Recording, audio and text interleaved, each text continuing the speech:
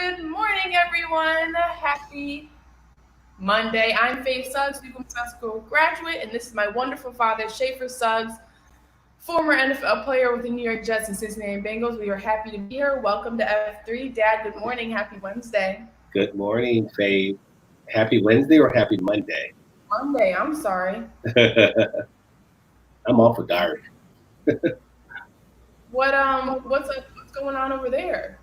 Well, 4th of July weekend, we had a wonderful weekend. We got a chance to visit some relatives, your brother, my brother. They're in Burley, Mike, and it was really a really nice day. It was warm, but just a nice holiday.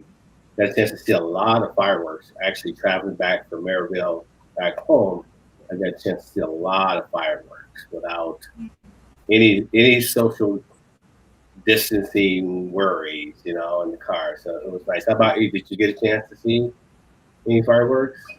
We did. We drove to the top of the hill.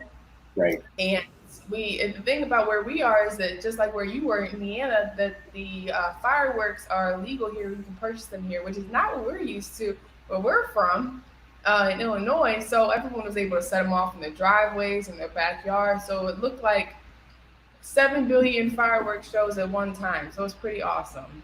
Nice. Definitely something to remember. Definitely a new experience, I should say. Yeah. Because fireworks were really our thing when we were younger. We just went to the show and had other people do it for us. But we're welcome back, everybody, from our F3 family. To those of you who are new, welcome. Feel free to shoot us a wave. Our goal is to use our stories and our faith to strengthen the family core of our viewers and those around us. So for those of you tuning in, we appreciate you. Welcome. I hope everyone is getting their Suggs mugs settled in. Getting their tea, their coffee. I have it. Yeah. And you guys are getting comfortable because it's going to be a fun show. We're going to talk about how to navigate when a parent gets sick in a family. And right now, during a pandemic, that's so important because a lot of people can relate to it, right? But before we dive into it, some news this week was crazy. My Duke coach, Joanne P. McCauley, resigned from her position to go from Duke University to go start something new in her life. I know it'll be great. Duke is now looking for a new women's basketball coach, so it's pretty exciting on what's going on over there. I really appreciate everything she's done for me. There's not enough words, as Suggs family kids say, to thank Coach P. She has instilled a lot of great life lessons and qualities in us, and I think that she's really special to the Suggs family. Dad, you want to dive into a little bit? Yeah. So that was at the graduation, right? Yeah. It was at the graduation. Yeah. So as we will talk into, this kind of plays into our show because a part of those 4 years where Coach P, who was experiencing the same melanoma cancer that mommy had, was really helpful in embracing and supporting us, supporting you, and just I can't begin to put in words how much she meant in allowing me to be involved in bringing awareness to cancer, and just an amazing 4 years. I wish her nothing but love and the best for her family. And it will be 4 years that I will always remember. And just wanted to acknowledge her, and praise her, and just, again, I watched you go in as a young lady, but you come out of that school with so much life lessons, so much maturity. And I want to thank Coach P and her coaching staff for being a part of our lives. So just wanted to kind of share that. Yeah, very special. We're excited to see what she does next because that she's always pulling something magical together. So Right. good luck to Coach P on all that. It should be exciting. We're all going to be cheering for you. But today we're having such a topic that's so key to who our story is, what Faith Family Focus and how it came together. So we thought it'd be right to share the video done on our family by ESPN and Blue Devil Network Studios to explain how we navigated our own family loss and illness and how we use it today to inspire who we are and others. So we're gonna share this wonderful video. Dad, is there anything you want to say, or you just want me to go play the wonderful video? Yeah, go ahead and play it. It's a really special video, and obviously it's very impactful.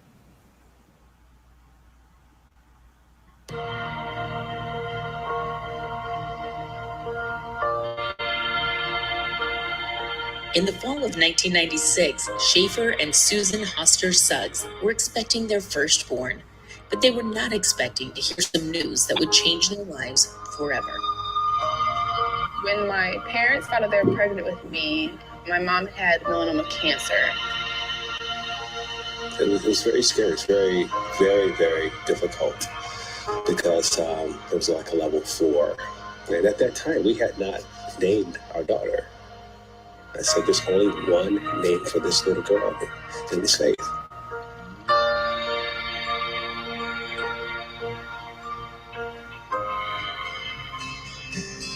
Everyone has a story of why they are who they are.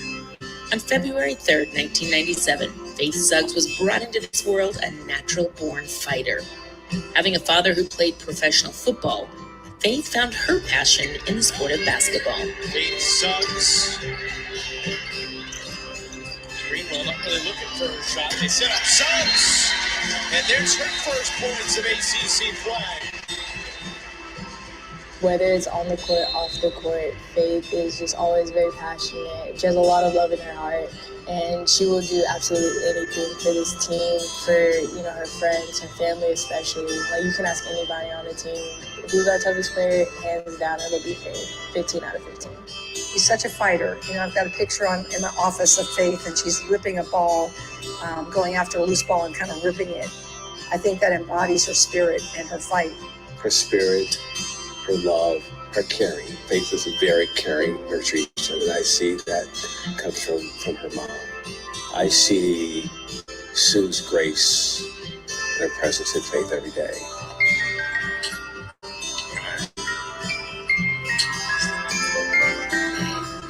She was my best friend and a great woman, a great leader, molded me who I am. In 2011, Sue's melanoma aggressively returned. Over that whole summer, her back was bothering her, and we finally realized that she had a burst fracture in her T3 vertebrae that happened to be cancerous. And unfortunately, we lost her in 2 months.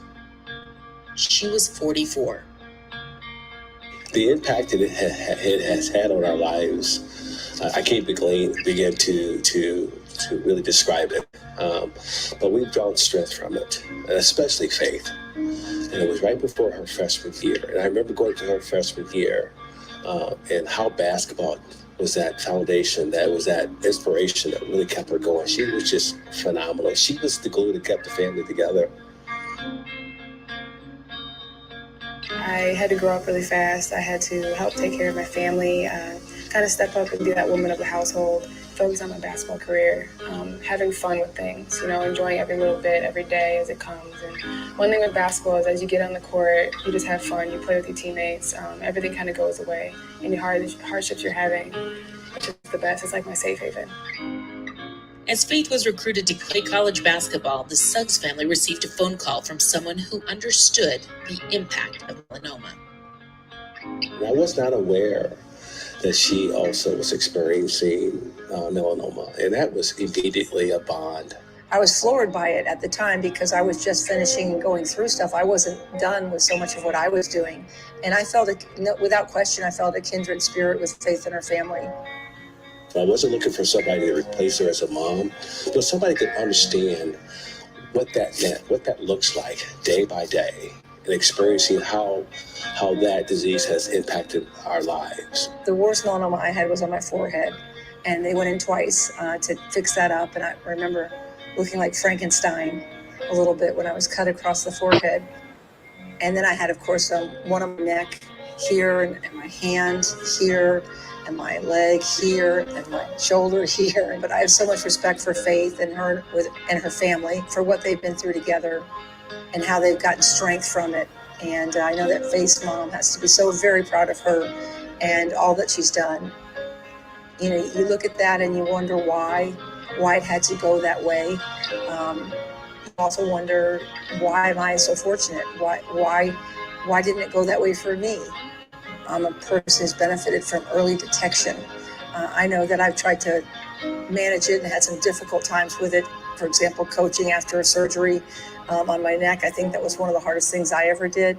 You know, you get through things on a day-to-day basis and you get strength from it. And then certainly you want to share that with other people. I know she knows I understand as best I can, never going through what she went through, of course, but being aware of and also trying to spread the word about melanoma. So on February 4th, 2018, the day after Faith's birthday, the team held a melanoma awareness game with the Polka Dot Mamas Foundation. I just feel very fortunate that as a head women's basketball coach, we can do things here. We can make people aware. We can bring awareness. And there's all, breast cancer, there's so many different things that you can bring awareness to. But in this case, melanoma really fits all of us at this point, and we want to get the word out. It's a killer. It's an insidious disease that often goes unnoticed and then takes people very quickly. And it's one of the number one killers of young people. So I think we all have to do our part in educating people as much as possible, being proactive, and just simply letting folks know that we've got to be proactive with this, because it's a killer. It's a real killer. Is not aware of the devastation and the power of that disease. And I think just bringing awareness to cancer, period, is so important, because there's so many people that it impacts, and the way it impacts their lives going forward, it's unbelievable. Melanoma can happen to anybody. Just because you are darker skinned or you feel like it can't impact you, fair skinned people are not the only people that it can impact. And you should always protect your skin, whether you are my age, younger, or older, because sunburns can be very bad for you in the long run. So I think that people should, really research what melanoma is and what it can do to you in the long run. And I think that they should always, talk with other people and support people, and to, wear sunscreen and be safe out in the sun. Suggs draws the foul. A chance for three. Basketball has given me an oasis, an escape route, somewhere to go be myself, kind of like leave all the worries on the sidelines. It's been that place where I can bond with my dad and my brother, and I'm so thankful because when I'm on the court, I can let everything go, but I also can feel my mom's spirit within me. Sports is such a great stage for people to know some of these stories, and to know that there's stories behind the people that are out there on the court, whether you're coaching or playing. And for me as a coach, just being able to coach the women and come to practice every day and get ready for games, it just puts everything in perspective and keeps you moving forward. The fight and spirit of Sue lives on. Everyone has a story of why they are who they are.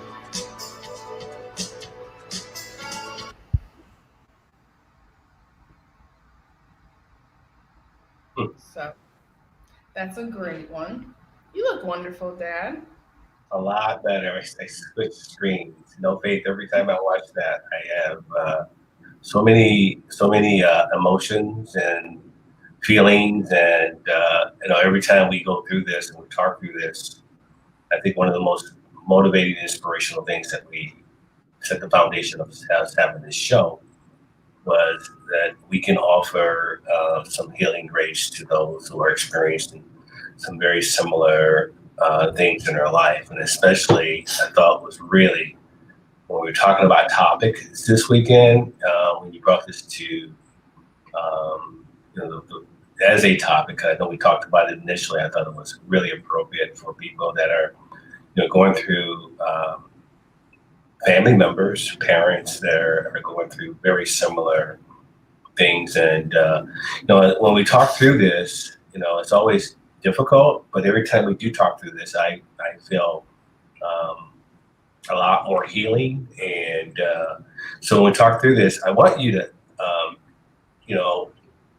interrupt me or talk to me about, because we still talked yesterday about how you felt about certain things, how we communicated. And the more we talk, as a family, the better it is, because there was so much going on.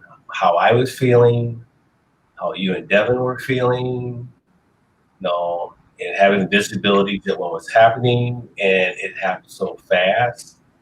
And I think the foundation of it was that you knew her story.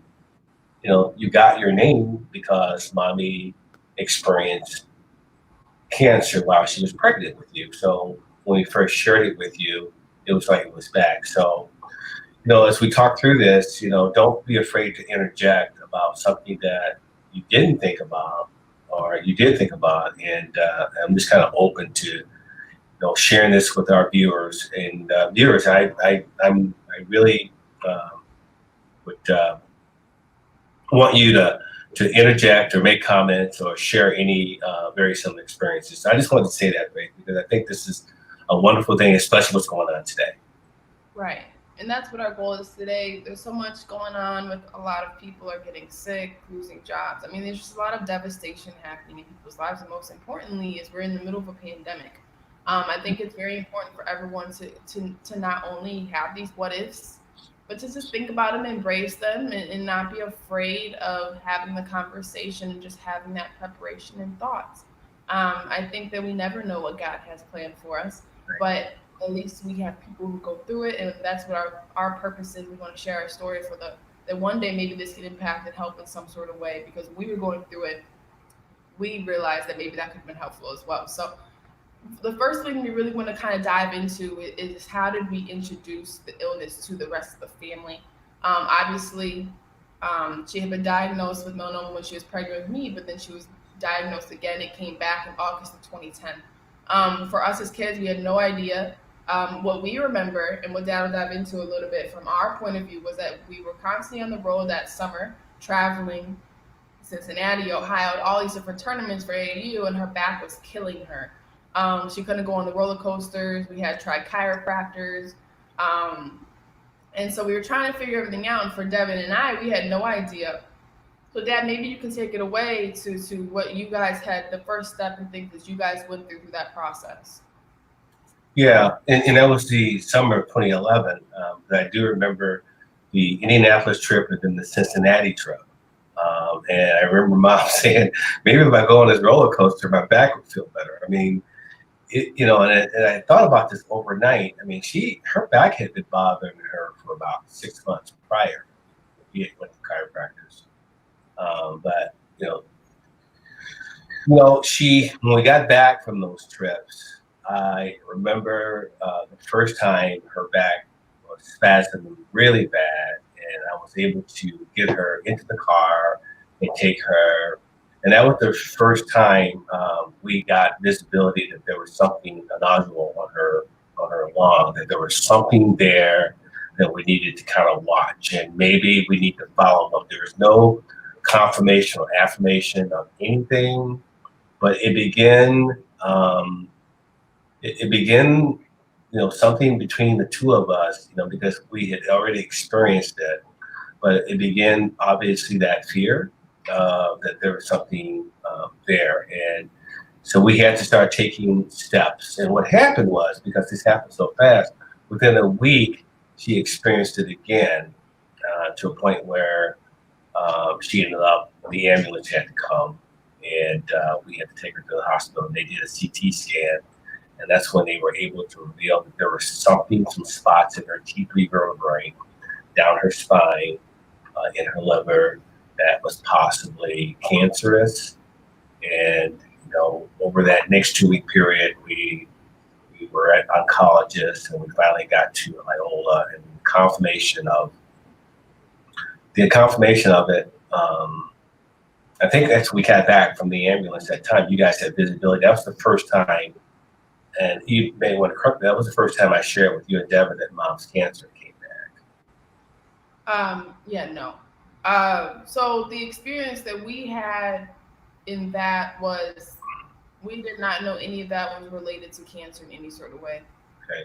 What I remember specifically was, so for Devin and I, we don't really remember the initial emergency trips, because as kids, you're not as aware of what's going on. You just know that her back hurts. So you're thinking more of a back issue. So that's very dismissive in a way, because back is nowhere near cancer. So for us, not only that, but because we were kids, we were in our own bubble.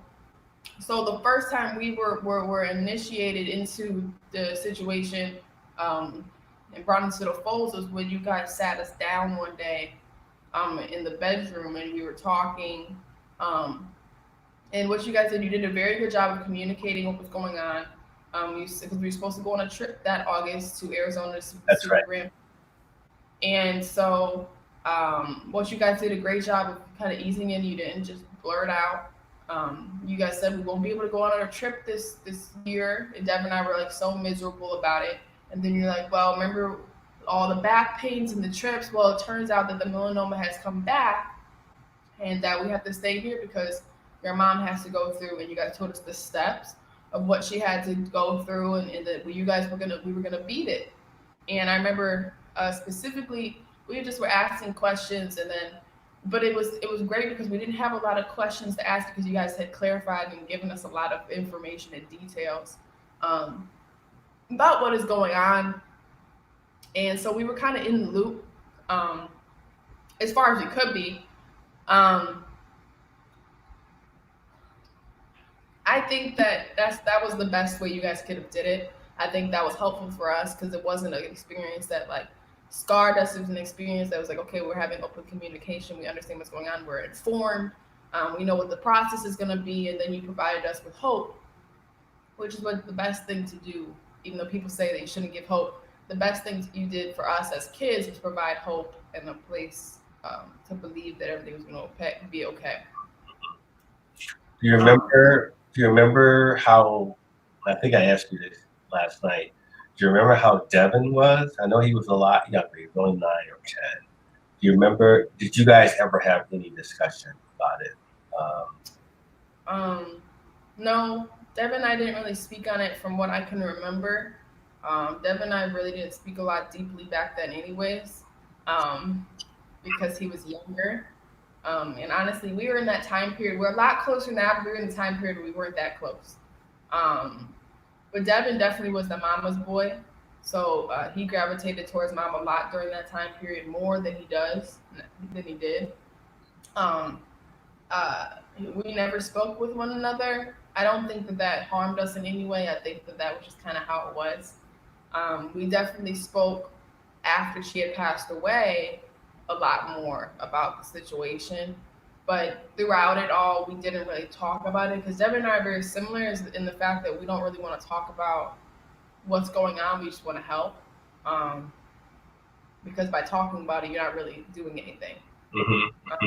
Um, yeah, but I mean, Dad, were there in you guys' conversations before you came to us? Were there certain points that you guys wanted to make clear?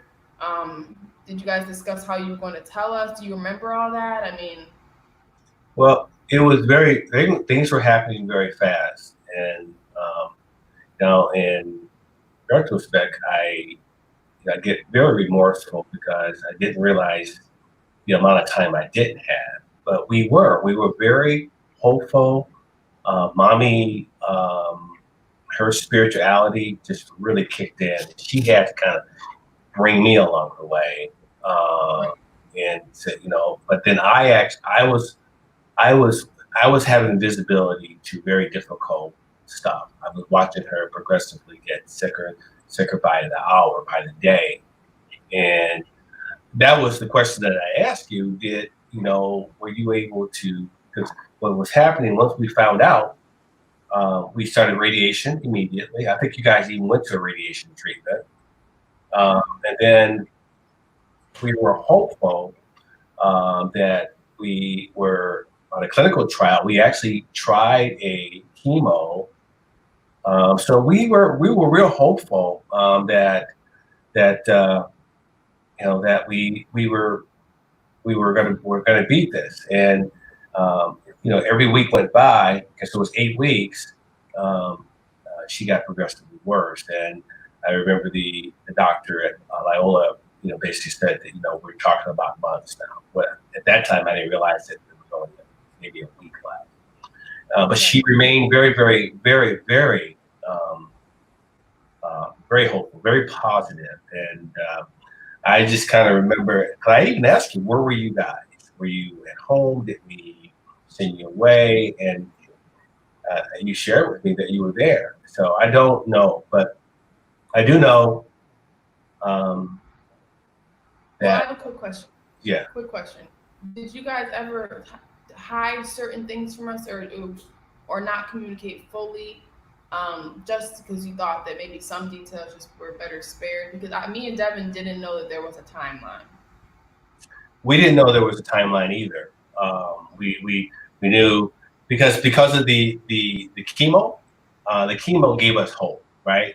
Once we had that administered first chemo, it was supposed to buy us time. So I just didn't feel that it was appropriate to even introduce a timeline because we didn't even know what that timeline was. But I do know that within days that changed, and it changed because of her condition. Right. Drastically changed really quick, and I think finally, once we got her home, and actually we went for the second chemo, and she couldn't get the second chemo administered because she was so sick, and we were in the hospital. We finally got her back home, and we went to a different hospital, and that was like a Wednesday. That Friday, I think the Friday was the time that between Wednesday, Thursday, and Friday, those 3 days were the 3 days that we determined that we needed to talk to you too, because we had both come to realization, your mommy more than me, that we didn't have much time, and that she felt that it was a really good time to talk to you too about how life was going to be going forward. And that was that Friday, and I don't know if you remember that conversation, but what do you remember about that, and how did that leave you? And talk about differently. I think it's What you guys did very well was communicate to us.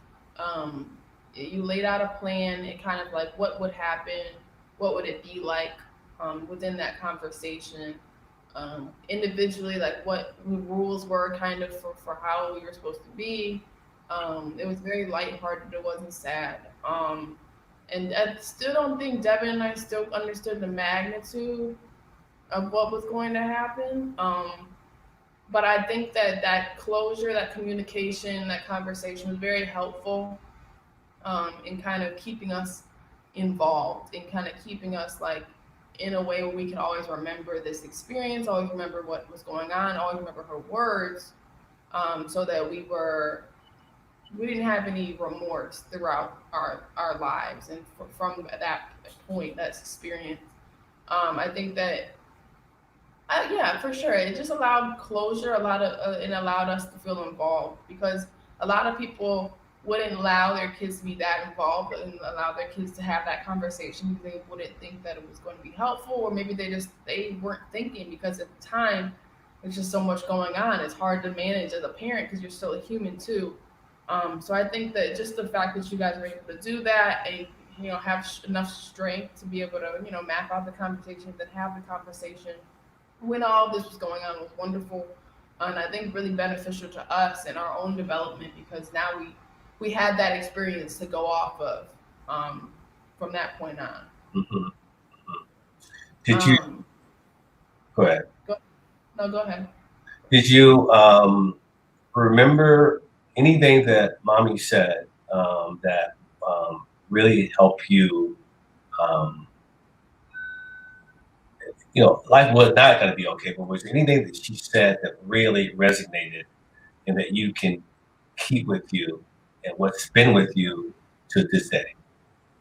I don't remember a lot of the conversation at all, honestly, because, and I think Devin will say the same thing, because the moment was so like grand, kind of, that we weren't capable of remembering what was being said, which is kind of funny if you think about it, because it's like the words are the most important part in that moment, but the moment makes it all just kind of slip away. Like, I don't think if I had left that room, I would have remembered what we were talking about. Like, if you had asked me when I left the room, if we would remember, I don't think I would have. I don't think Devin would have. I think that we would have just remembered that we had that moment. But we still didn't have an idea. Like, that's what I'm trying to tell you. We still didn't have an idea of like how soon it would be. But then when she had passed, then we kind of realized, okay, that's what that conversation was. Maybe we should have paid more attention. But it was kind of like just the fact that we got to sit there as a family, which was something that was very rare for us at that time because so much was going on. Everyone was running all over the place. There was doctors and nurses, so it was like um, it's so easy to become distracted and swept in emotion and circle during that time period. So at that moment, it was just kind of a time of peace. I think that's what I remember the most. It was just like a time of just still and just enjoying being together as a family. And I think that's the kind of feeling that is great. It feels good to be left with that. Mm-hmm.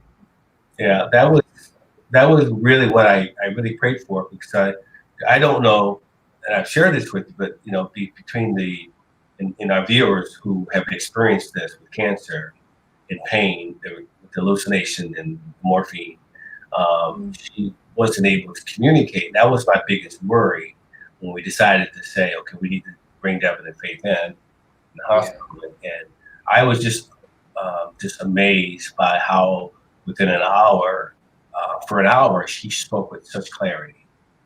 And the grace of God, with such clarity, she stood up and she spoke with such clarity, and just amazing. Because so now the timeline is that next Saturday, the next day, and there was a picture of Faith, or you and I don't know. You had a picture of Mommy and Devin. No, you never sent it over. But while you talk, I'll look. Yeah. So because the next morning he had a football game, and she was so positive that Devin didn't want to play, and she inspired Devin to.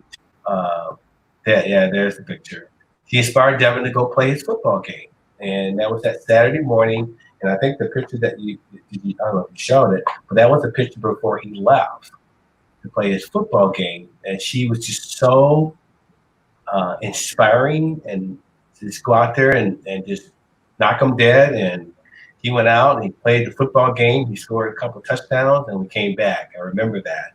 That was that Saturday, and she was just such a strong, strong mom, strong wife, strong. Just really amazing. And of course, we lost her the next day, but I'm so happy, because I think this might be the first time we kind of talked through this part of it, and that's what's so wonderful for our viewers who are going through this, and also want to go through this. Communication is difficult, but it's so effective, and I think that's what has helped us kind of navigate our path forward. Because, like you said, for the first time, I never heard you say this, that you don't really remember the words, but you remember the moment. And that is so powerful. So powerful. And I appreciate you sharing that with me. Well, one thing about it, if we talk a little bit about, because a lot of people who go through something like this, it's a constant of, when you're in that stage, like from month 1 to month 2, when you don't know what's going to happen, it's a constant emotional roller coaster, and there's some hopeful moments. Then there's moments where you're like, you took 2 steps forward, now you took 5 steps backward. Where did you draw strength from during this time period? Because Devin and I had it very easy where we didn't have as much visibility to it. Mm-hmm. Where did your strength come during this time period? Well, our strength and our foundation of our strength was from the beginning of our relationship. The foundation was set when you first went through, when she was pregnant with you, when we were blessed with you and we named you. That's kind of what, you talk about let go, let God, let go, let faith, let go, let love. That was our slogan. I mean, that's what kind of got us through it, and we lived it. And she really pulled me through this. As sick as she was, she pulled me through this. And not only she pulled me through it, but she gave me the words and the wisdom to let me know that I was going to be okay, and that I still need to continue to get stronger in my faith, because I had to raise 2 kids by myself. And we talked about what that would look like. It was a very difficult conversation for me to hear, but she was strong enough in her faith. We were strong enough in God to be able to have those conversations. And for our viewers, people are going through, whether all of a sudden we're getting sick, and I don't know how. I mean, some people die very quick of this pandemic, but I would. Yeah. And I know we had Terry on the phone, Terry Schmidt, my longtime friend, who lost Nancy in 7 years. But it was so important to have those conversations about the realism of what's going on. And so, to answer Yeah. your question, is my faith in God. Right. Well, I think one thing that for me, if I kind of take that question too, is it was such an emotional roller coaster for me and Devin. And I said we had it easy because we didn't have as much visibility to all that was going on. Um, I do know many times though it was just kind of you tried to provide a lot of hope with us, but it was hard because the hope it was like when we had the clinical trial, the comments were like she'll be able to be at our weddings or just trying to present and place in the future and speak things into existence. Um, and as we look back and in our moment, Devin and I weren't like super hopeful. We were just kind of like we still don't kind of understand the magnitude of it all. We're just trying to do the best we can to help in the moment. So whether it's just hanging out with her, watching TV, and a lot of family members were that way with our family at that time.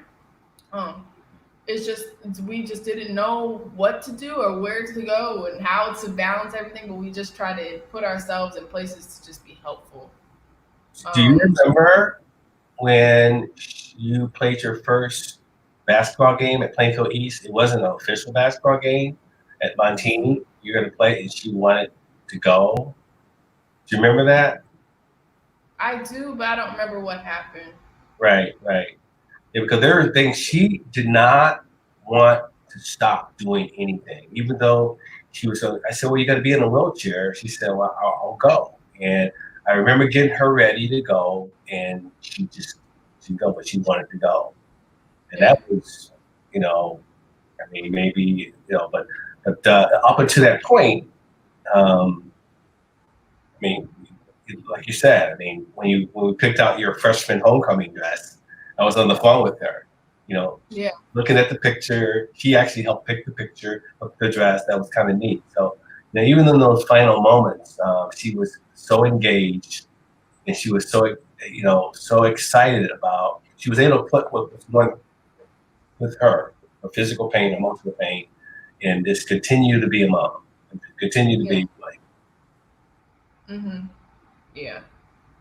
But your faith in God, that's a big one. I think that's the best thing for a lot of people during this time period. It's just when you're in a position where you have no strength, I think the only thing you can do is look up and look inward and have these conversations with God and have these conversations with yourself and continue to surround yourself. I think, did you ever get yourself in a routine? Was there something that you did to constantly keep moving? I mean, help as well? Okay. Yeah, no, yeah. So and I think we've said it many times, multiple times, and I think basketball became our world. I mean, I actually, between Devin and you, I mean, I was able to, that was my haven, my safe haven. I was coaching Devin, you were playing your freshman year, and that's what kind of kept us going forward, right? And I don't think we ever slowed down enough to say, how are we doing? I think because of the conversations that we had with each other, the conversations that we had with mommy, we were doing exactly what she and God wanted us to do, is to continue on our faithful path with strength. And I don't think we actually decided to go to counseling until we moved from Plainfield to Flossmoor. And when we went, I don't know, you can share the experience. I don't even know if that was something that we really needed to do. I will be honest, and I'll tell you, your dad probably needed it more than you two needed it, right? And we came through, the look on your face, you want to kind of share that experience? Because people, so should you go through stuff? Should you go through groups? Should you do this? Should you do that, right? We were so busy with our lives that we was just okay. And I don't know, I think between the move from our location, I thought that was another reason. I said, maybe we should need to check ourselves. And what was your feelings? your expression. I could tell by your expressions how you're going to answer. So what was your remembrance? Those people who been on or know that I don't agree with that therapeutic situation. And like I say this many times, it's who you choose as your psychiatrist, it's who you want to choose. I think that we were still being introduced into that kind of world, which is also very new. So uh, yeah, she just wasn't for me and Devin. She stared a lot at us. There wasn't a lot of communication happening. But I think that she helped you. I think that that might have been something that was really helpful for you one on one because Devin and I were like, you're an old lady and you don't get it. But that it was the step and we talk about when it was post passing and when she had finally passed away and finally been relieved of all her pain. I think that you were worried about like how did this affect us because Devin and I don't speak a lot. I think that that was the first step. I mean, that what else could you do? You mean you're trying to figure everything else out on your own. So I think that it was helpful in a way, but we Devin and I weren't receptive. Um, but I think that it was good just to have that outlet. It introduced us to that kind of life early because it's very important as adults to have that. Um, just that outlet and someone just to listen to you talk for hours at a time. That's Right. what people like to do. We love to talk. So I think that that was just your first step. I mean, you were trying to figure out how to protect us and help us heal. And I think sometimes the way you did that was you were enforcing all that on us. And I think that that was really just coming from a place where you needed it, which is normal. Because you're a doer, you're a fixer. If anybody knows you, you're an activator. We joke with you all the time about it.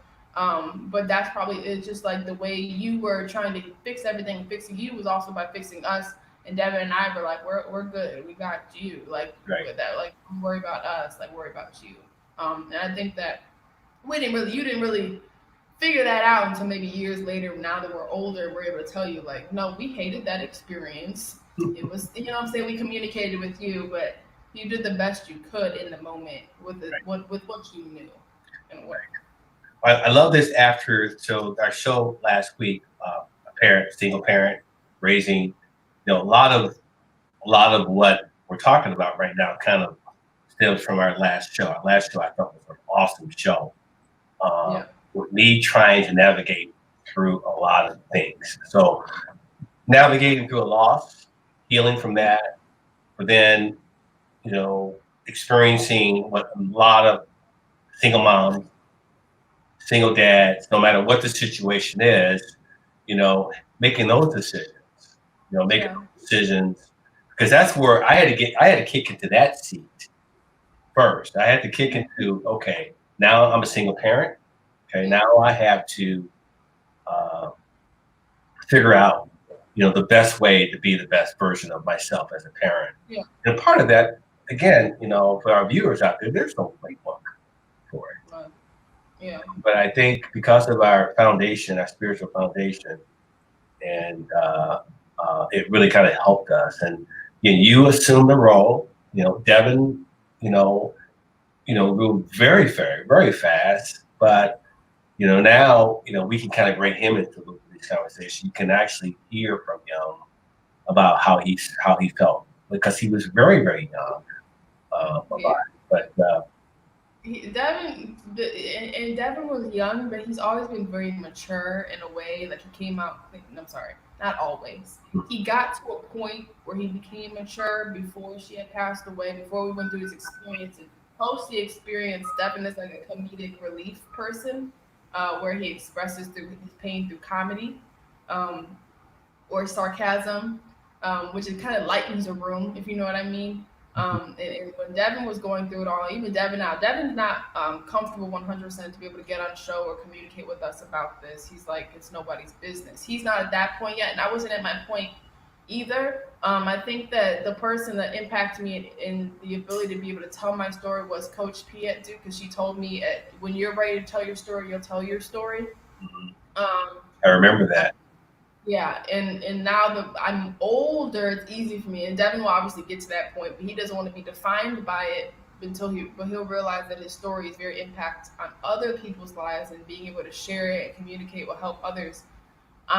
But Devin was able at a young age to kind of um, figure out how can I help in the best way I can. I think that's kind of where our brains went into overdrive. You always ask how did it affect us and what was our mindsets post this experience. And I think that it was we tried to help as much as we could in a way we could. Right. Throughout we tried to help.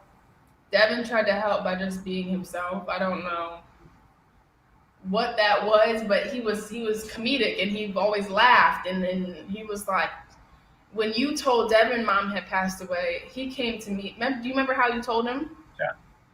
You took him to like a tree Park. It was fall park and you sat under a tree and you told him and Devin was like, okay. like he like embraced it, but it was like he was very aware of what goes on around him. And the funny thing is Devin came to me and was like, let me tell you what hallmark moment dad did for me. And I just started busting out laughing because that's Devin. Like all that hoopla just to tell me. I don't know where he got that from. I feel like that's like his grandfather on mom's side, like that like bah humbug type vibe. But he was able to kind of internalize it and express it to me in his own way. But he was expressing it, and I think that that's kind of how he takes in a lot of stuff that he experiences. And I think that experience molded a lot of who he is, and it's very helpful for who he is because he's a very strong person. Right. But I think that for us, it was just we were immediately triggered into how can we help mode, what can we do, how can we get this train moving again in a way. One of the questions is, what do you remember that you did, as a 14-year-old girl, that you saw where you needed to step in and kind of push me along and support me, and if I was kind of wavering? Do you remember any of your role with that? I think for you is you, and I just said this earlier, is you express your pain and you express like your feelings through like activation.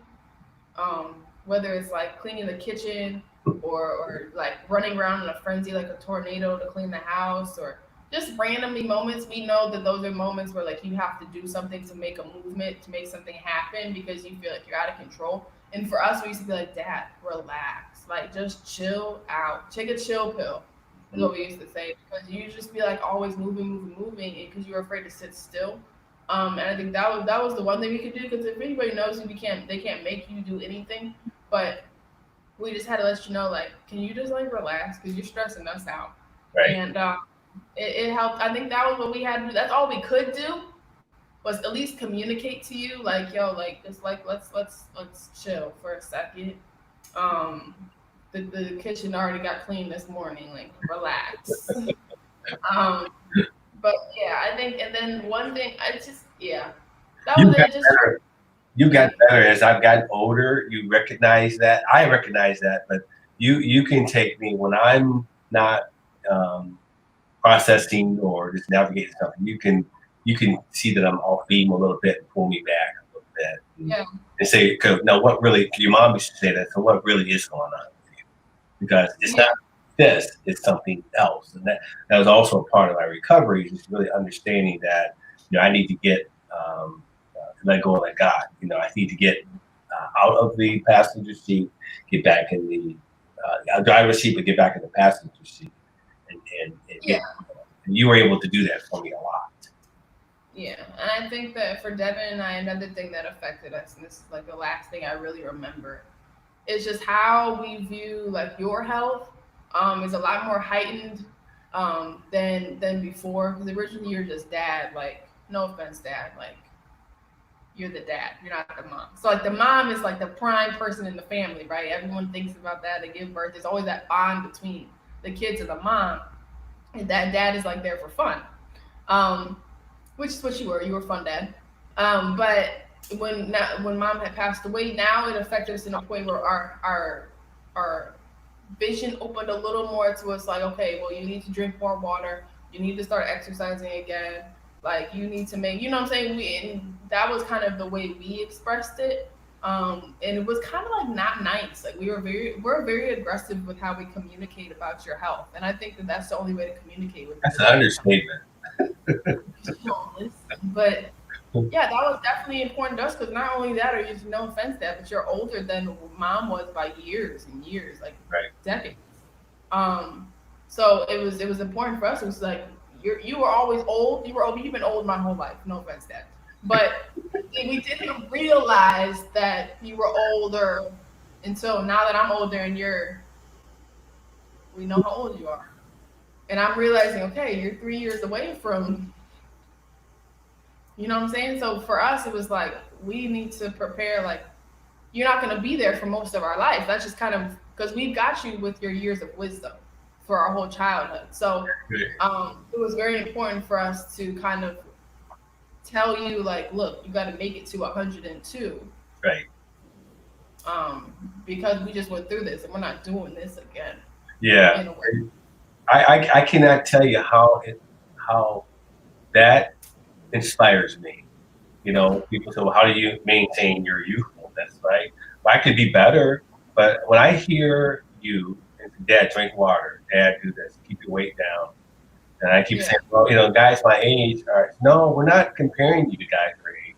You're daddy. We need you to be around. I need you to, those are the things that really kind of, you know, those are some of the conversations that, you know, mommy and I had, that you have to take care of yourself and continue to, you know, do the things that will allow you to continue to, and I'm just talking about navigating through pain. You saw your dad go through pain. And I finally got things done. I got both my hips done. I got my hips done. And that changed my life. I know I'm not a very good patient, but I was so much better off after that. And, just having the humility to acknowledge, okay, you have your body, not only are you older, but your body went through a lot of battle. And continue to address that. I think in one of our shows coming up, I'm going to share with our viewers some of the things that I'm doing that allow me to continue to heal my muscles, to heal, continue to navigate this, because you don't necessarily have to live in pain. You have to stay active and there's some things to do. But that inspires me. When you are on me and you're on me like I was on you, I'm okay with that because it just keeps me aware that it's important that you guys view me as, although I am older, but you see that I'm actually trying to take care of myself. Right. Yeah. And that's the one thing that we do, and not because yes, we love you and we want to make sure you live a long time, but also because we were affected by an experience that makes us kind of like, yo, you gotta get your crap together and make sure your crap's always together until we're ready for your crap not to be better. We'll tell you when you can go. That kind of mindset. Oh my God. That's the truth.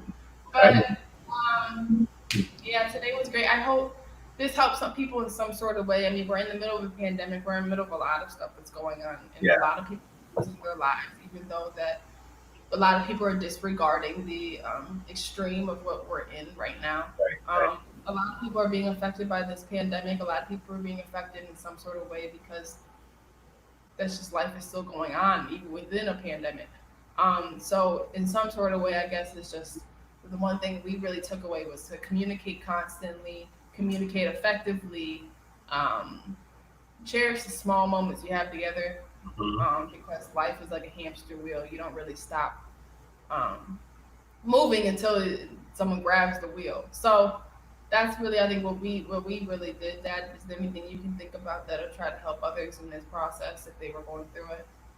Yeah, life is precious, right? Life changes, like you said. Whatever, life changes, and I think we'll continue to share this story simply because it's healing for us, but it will continue to impact people, and not only the loss, but navigating through the loss, and then continuing how to take care of ourselves. As I said, you two are all I have.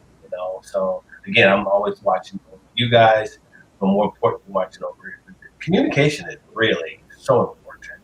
So if you're not communicating, you need to, this is a good time to just check yourself, and just kind of talk about the things that you haven't talked about, especially when it comes to health, right? Yeah. Ask the question because life is just so dang precious.